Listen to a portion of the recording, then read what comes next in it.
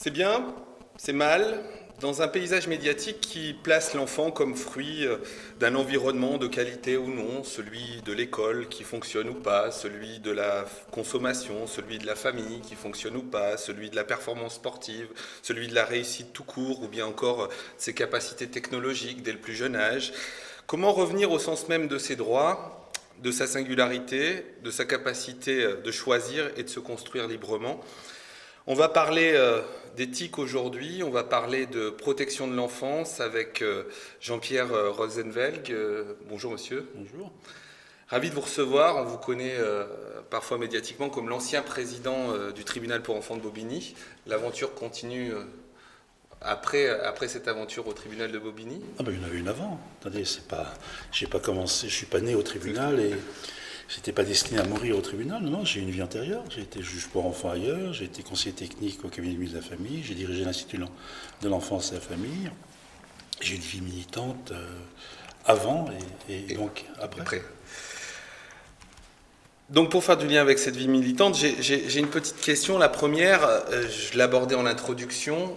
Quand on regarde un petit peu les médias, en tout cas les médias de masse, on a l'impression que l'enfant est souvent présenté à travers, alors on parle de l'enfant roi, mais presque l'enfant produit, objet d'une réalité sociale, celui à travers lequel on se projette soi-même en tant qu'adulte.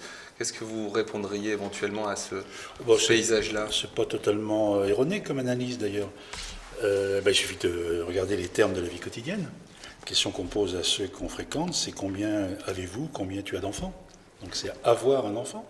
C'est combien tu as de femmes, combien tu as de propriétés, combien tu as de chiens, combien tu as d'enfants. Donc c'est effectivement, l'enfant est considéré comme un bien social, comme procurant du plaisir, du bien-être. Après, il y a d'autres, bien sûr, enjeux autour de l'enfance. Puis on en est même arrivé à une époque où, quand on ne peut pas avoir d'enfant naturellement, mais on est prêt, grâce aux sciences de la vie, aux sorciers de la vie, on n'hésite pas, quitte à violer la loi française au passage, à le fabriquer ou à le faire fabriquer par autrui. Donc effectivement, on est dans le discours dominant, mais je vous fais observer que c'est quand même pas les enfants qui animent les grands médias, ce sont les adultes qui parlent de l'enfant, mais en fait qui parlent d'eux.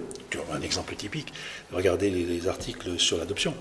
Tous les articles sur l'adoption commencent par ces pauvres enfants qui ont été abandonnés, et en bas de l'article, ça se termine par le difficile parcours du combattant de ceux qui veulent adopter. Donc on parle de l'enfant et en réalité on parle de soi. Voilà. Donc effectivement, nombreux sont, j'en fais partie, il y en a d'autres bien sûr, qui réfléchissent à...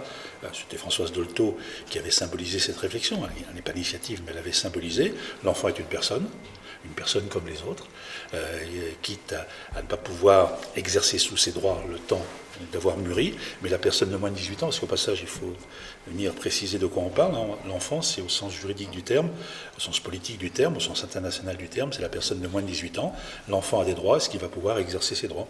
Est-ce qu'on prend en compte ses droits ou est-ce qu'on parle de son intérêt? On parle aujourd'hui plutôt de son intérêt que de ses droits.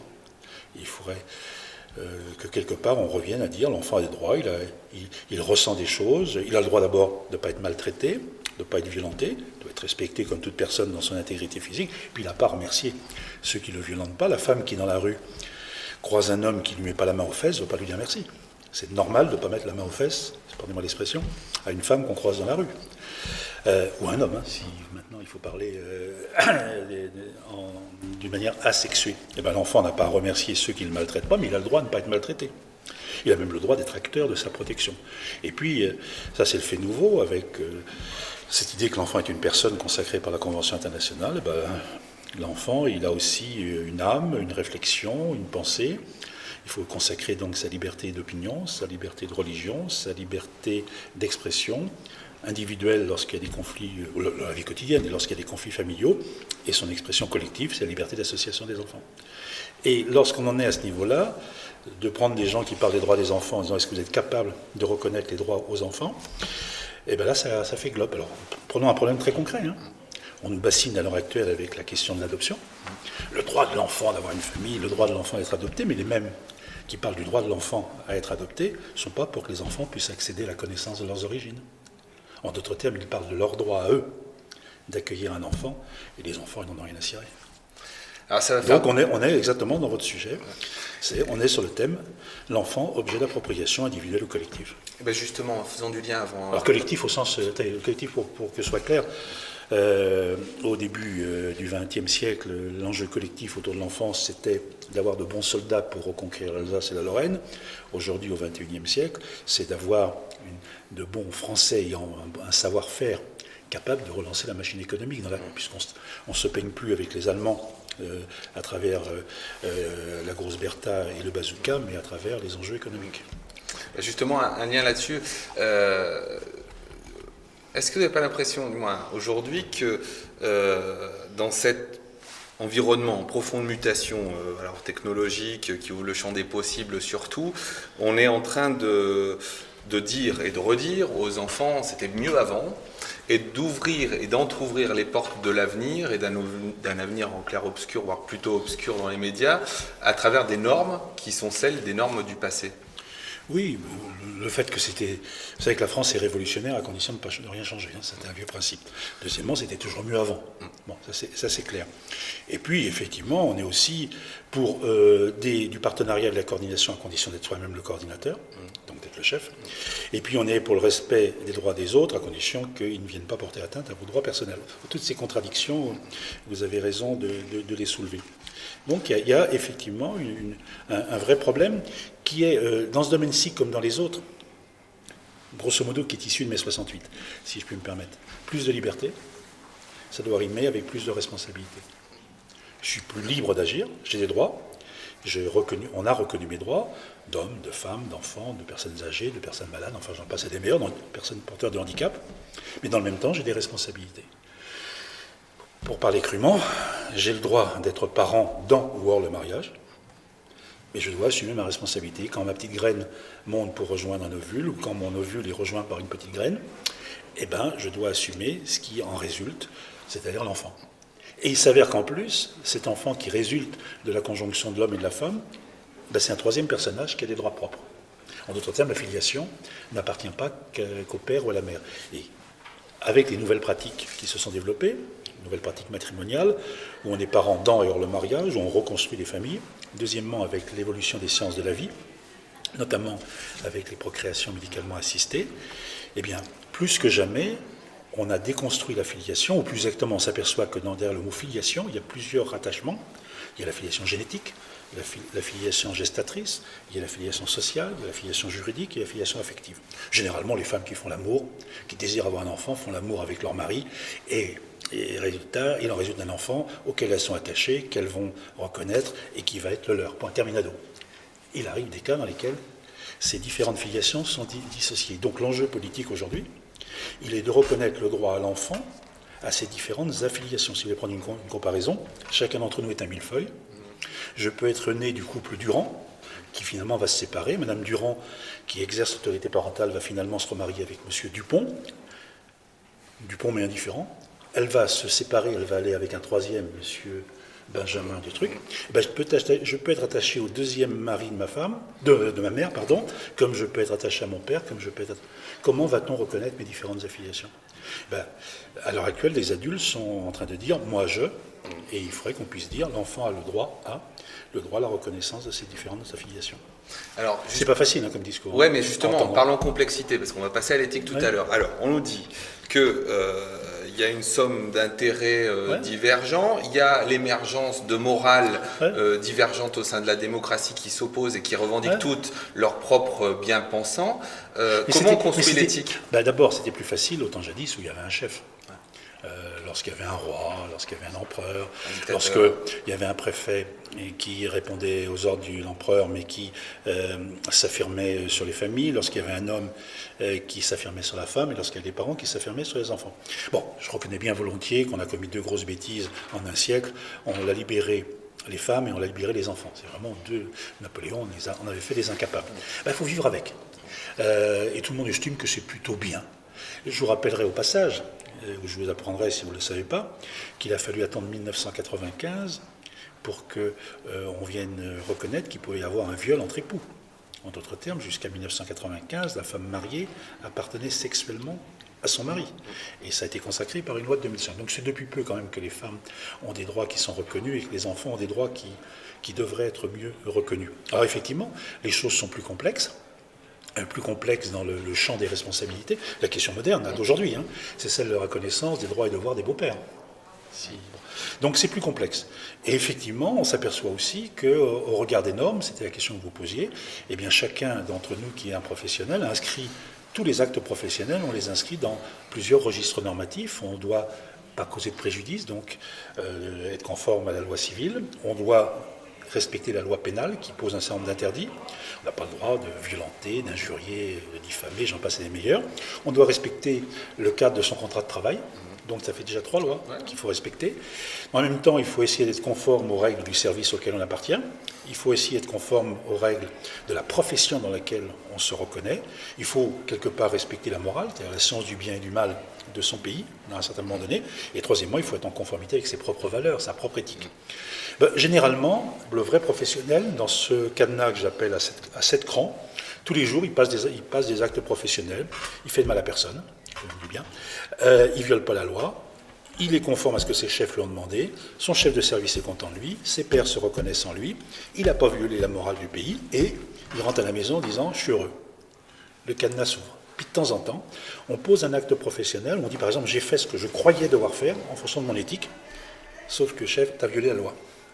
Exemple typique, quand j'étais jeune, j'ai rendu des décisions qui n'ont pas violé la loi, mais qui étaient à la marge de la loi, autorisant des jeunes filles à interrompre leur grossesse. Je l'ai fait en éthique, au regard de la conception que j'avais des droits des personnes et ce que disait le code. Et mon président de tribunal m'a demandé le dossier pour voir si je n'avais pas commis de faute. Je n'étais pas choqué qu'il veuille vérifier. Il s'est aperçu que je n'avais pas commis de faute, il a refermé le dossier, est devenu, ma pratique professionnelle est devenue la loi de la République. Voilà, donc il faut, quand on est un vrai professionnel, il faut plus que jamais mettre en musique l'item suivant, liberté, je revendique ma liberté, ma professionnalité, mais dans le même temps, j'assume les conséquences de ma professionnalité, je rends des comptes, je suis responsable. Pour la plupart des travailleurs sociaux, ça baigne, ça se passe bien. Puis de temps en temps, il y en a certains qui font une déprime, il y en a certains qui ont un coup de chauffe, il y en a certains qui poussent le bouchon un peu trop loin, il y en a certains qui sont au contraire un petit peu apathiques. Il est temps qu'ils changent de profession, sinon de fonction. Un JE, vous me le disiez tout à l'heure, un juge pour enfants qui nous invite à conjuguer le jeu et le jeu des différentes postures. On écoute souvent effectivement cette espèce en soi de difficulté pour les professionnels de servir à la fois une déontologie et à la fois une conscience personnelle qui les inviterait à agir. Donc il s'agit d'une question de responsabilité prise au sein de sa profession, c'est ça? Comme Jourdain faisait de la prose, sans le savoir, comme il y a de l'oxygène dans l'air, il y a des choses qui vont de soi. Un professionnel a obligatoirement une déontologie. Et un professionnel a une personnalité, il a nécessairement une éthique. Et un professionnel s'inscrit dans la morale de son pays à un moment donné. Et un professionnel doit respecter la loi comme tout le monde. Qu'il le veuille ou qu'il ne le veuille pas. S'il ne veut pas assumer ça, il faut qu'il aille cultiver les olives en Basse-Provence.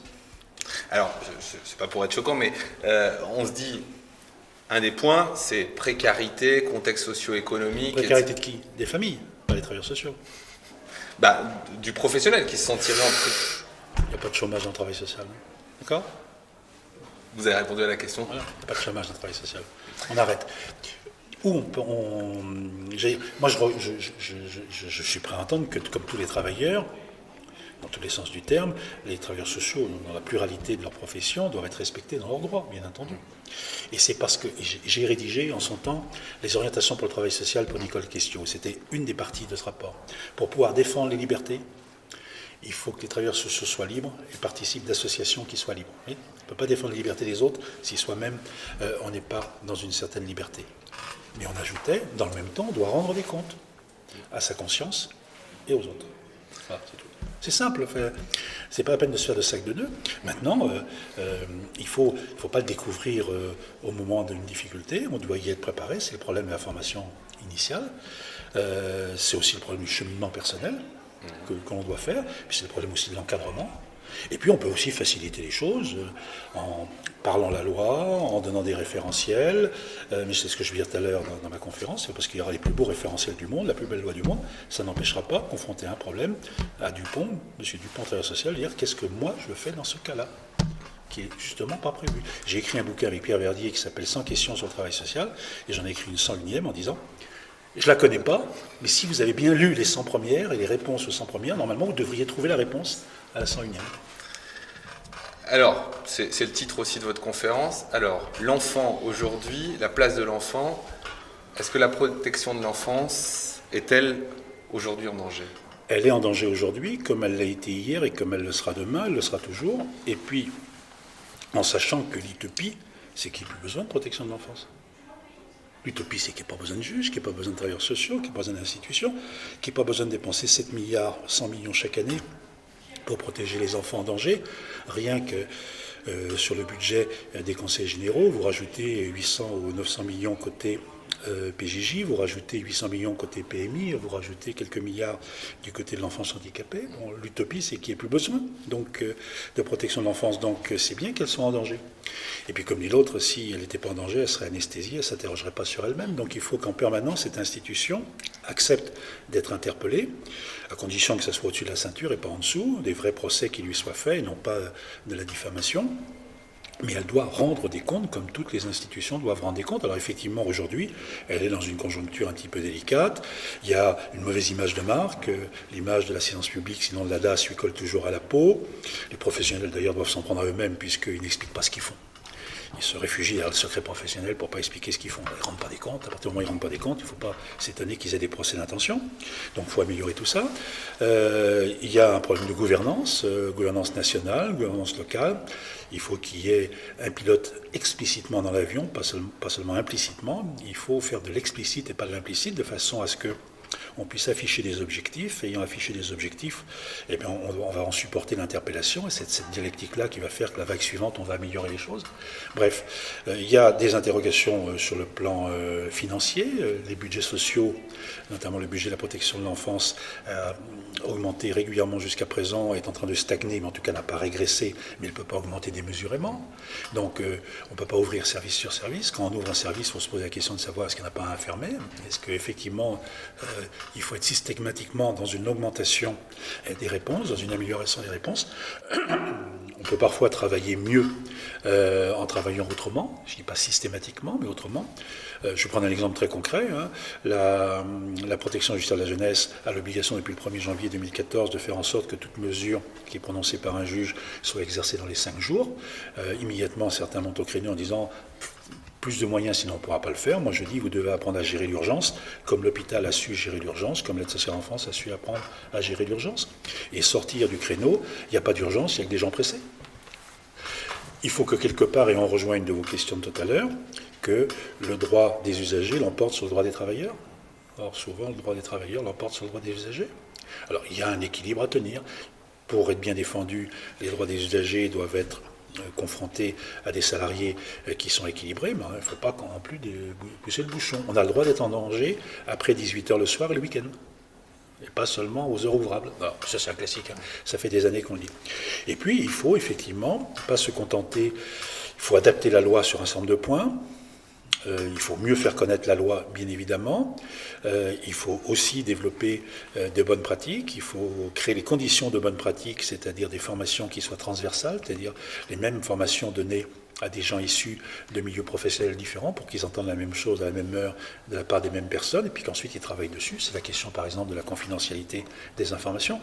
Donc il y a un chantier, j'allais dire, des chantiers qui sont ouverts, qui correspondent à une interpellation qui est faite au dispositif de protection de l'enfance, et ce dispositif, il est normal qu'il supporte cette protection de l'enfance. Alors maintenant, est-ce qu'il va disparaître demain? Cool, calme. Personne n'a encore voté ni est prêt de supprimer le dispositif de protection de l'enfance. Regardez, les régions ne se bataillent pas à l'heure actuelle dans le bing-bang institutionnel pour récupérer cette compétence. Donc, cool, calme. Ça va rester au Conseil généraux, normalement. Pour finir. Et au réseau associatif. Hein. Voilà. Pour finir, il serait inenvisageable qu'on ne conclue pas en s'adressant aux enfants. Oui. Ouvrez les guillemets parce que voilà. Si un enfant vous posait ces 2 dernières questions, dis-moi c'est quoi l'éthique et dis-moi c'est quoi la protection de l'enfance, pour finir, vous leur diriez quoi? L'éthique, c'est simplement, ce sont mes convictions personnelles. J'ai des convictions personnelles, c'est mon éthique, c'est le système de valeurs. Je privilégie telle chose sur telle chose. les deux meilleurs copains du monde, qui ont les mêmes engagements politiques, qui partagent leurs plaisirs ensemble, qui vont en vacances ensemble, etc. Ils peuvent avoir sur un sujet, l'un il va plutôt prendre telle posture, l'autre va plutôt prendre telle posture, parce qu'en faisant la synthèse de toutes les idées, toutes les valeurs qui sont les siennes et dans lesquelles il est véhiculé, eh bien la synthèse, c'est son éthique personnelle qui fait qu'il fait ce choix-là ou pas ce choix-là. Il va accepter qu'une jeune fille interrompe sa grossesse, il ne va pas l'accepter, il va plutôt promouvoir tel type d'accueil plutôt que tel autre, etc. Ça, c'est l'éthique de chacun d'entre nous. C'est le système des valeurs dont chacun d'entre nous est porteur et qui peuvent éventuellement évoluer au fur et à mesure du temps et de l'évolution de la personnalité. Et donc la dernière question, pourquoi la protection de l'enfance à un enfant ? Pourquoi la protection de l'enfance ? Parce qu'il s'avère que l'enfant, c'est morphologique et j'allais dire fragile à sa naissance. Et c'était le langage romain, si le pater familias, c'est-à-dire le père de famille romain, ne prend pas l'enfant qui est au sol pour l'élever, on le prend, on l'élève et on le montre, je le fais mien, et à partir du moment où je le fais mien, je vais tenter de veiller sur lui, de le protéger, de l'accompagner, de l'éduquer. L'immensité des parents sont en situation de désirer leur enfant, sont en situation de bien accueillir leur enfant, sont en situation d'élever correctement leur enfant. Il s'avère qu'il y a des accidents de la vie, il n'y a parfois pas toujours deux parents, il n'y a pas toujours deux parents bien équilibrés, il n'y a pas toujours deux en pleine forme, les accidents de la vie, la maladie, la mort parfois, parfois des troubles psychiatriques, parfois il y a aussi une dimension économique que je ne mets pas en premier, je ne dis pas que ces enfants sont d'abord des enfants de pauvres, non, mais il y a beaucoup de pauvres qui élèvent très correctement leurs enfants, mais il y a parfois des gens qui sont en grande difficulté économique, qui ne peuvent plus honorer leurs dettes, et qui d'un jour à l'autre, quelques mois, vont sombrer, être en grande difficulté, notamment ne pas pouvoir assumer leurs responsabilités par rapport à eux, ils vont se laisser se dégrader, parfois être malades, et ils ne vont pas pouvoir assumer leurs responsabilités à l'égard de leur enfant. En d'autres termes, on a mis en place un dispositif qui, petit 1, dit c'est d'abord aux parents d'élever leurs enfants et qui sont responsables de leurs enfants, et a priori, des gamins qui sont élevés par leurs enfants ne peuvent pas trouver mieux, et il s'avère qu'il y a une exception à la règle. Il y a des cas dans lesquels c'est pas exactement cela. Donc la liberté d'élever son enfant est surveillée par la société, et la société s'est arrogé le droit et le devoir de pallier les carences des parents. Alors au départ par une séparation, au départ c'était à la fin du 19e siècle, par la déchéance de l'autorité parentale, et petit à petit on s'est aperçu que c'était pas rendre service aux enfants, même maltraités, même en grande difficulté. Même si leur famille n'est pas la famille idéale, c'est leur famille, ils ont envie de la connaître, ils ont envie de vivre avec elle, etc., etc. Donc on a plus travaillé sur le lien et on s'est aperçu qu'en travaillant sur le lien parent-enfant, on pouvait réduire le nombre de séparations, on pouvait réduire, je rappelle qu'il y avait 150 000 enfants qui étaient pupilles de l'État en 1900, aujourd'hui il y en a seulement 2300. Donc en travaillant sur le lien parent-enfant, on a pu restituer dans leur dignité de parents un certain nombre d'adultes, permettre à des enfants de voir concrétiser leur droit de vivre avec leurs parents. Et puis il y a des cas limites mais qui existent, dans lesquels, quoi qu'il arrive, quoi qu'on fasse, quel que soit l'aide qu'on leur apporte, des parents ne pourront pas assumer leurs responsabilités, ne veulent pas assurer leurs responsabilités. Et là, la protection de l'enfance, ça va être de procurer une autre famille à cet enfant. On peut en penser ce qu'on en veut, mais un dispositif de protection de l'enfance est indispensable à minima. Alors l'utopie, c'est qu'il y ait une politique de l'enfance qui soit menée dans le pays, une politique familiale qui permette à tous les enfants d'être accueillis en étant désirés par des gens qui sont capables de les prendre en charge, avec des responsabilités bien identifiées. C'est ce qui se passe dans l'immense majorité des cas. Et il y a des cas dans lesquels, malheureusement, on n'arrive pas à remplir cette équation et il va falloir pallier ces difficultés. Merci à vous. Du tout. Merci pour cet entretien.